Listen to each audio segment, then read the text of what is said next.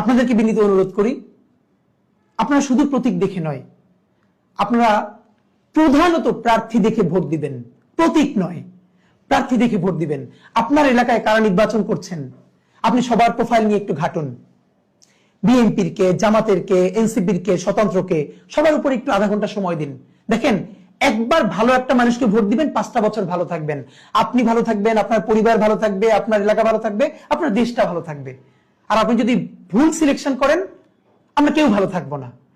আমরা যদি সবাই বেছে বেছে যোগ্য লোকটাকে, যোগ্য প্রার্থীকে ভোট দেই, সে বিএনপির হোক, জামাতের হোক, এনসিপির হোক এবং স্বতন্ত্র হোক, যে দল থেকেই হোক, তাহলে যোগ্য মানুষগুলো যদি গিয়ে সংসদে দাঁড়ায়, আপনি ভাবেন তো আমাদের সংসদটা হয়ে উঠবে যোগ্য মানুষদের একটা কারখানা।